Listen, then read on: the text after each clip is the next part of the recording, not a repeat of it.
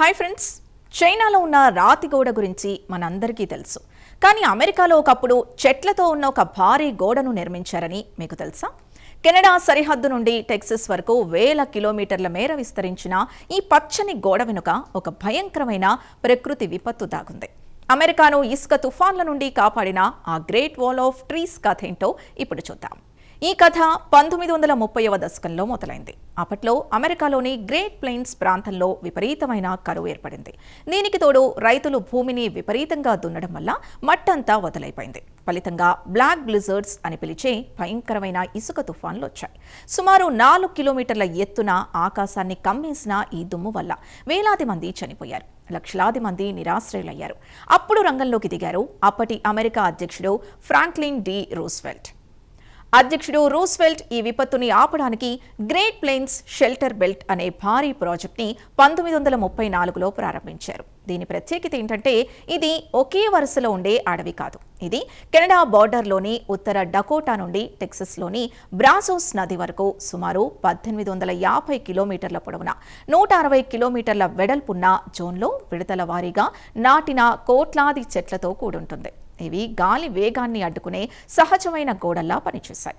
ఈ భారీ ప్రాజెక్టులో భాగంగా 1935 నుండి 1942 మధ్య కాలంలో ఏకంగా 22 కోట్ల చెట్లను నాటారు. వీటిని ఒక ప్రత్యేకమైన అమరికలో నాటడం వల్ల గాలి వేగాన్ని దాదాపు 50% వరకు తగ్గించగలిగారు. రెడ్ సిడార్, గ్రీన్ యాష్ వంటి స్థానిక జాతుల చెట్లను ఈ పచ్చని గోడ కోసం వాడారు. దీనివల్ల గాలికి కొట్టుకుపోయే మట్ట ఆగిపోయింది. రైతులు మళ్లీ తమ పొలాల్లో సాగు చేసుకునే అవకాశం కలిగింది. ఇక్కడ గమనించాల్సిన ముఖ్య విషయం ఏంటంటే తాజా నివేదికల ప్రకారం ఈ పచ్చని గోడలో చాలా వరకు చెట్లు ఇప్పుడు కనుమరుగవుతున్నాయని తెలిసింది.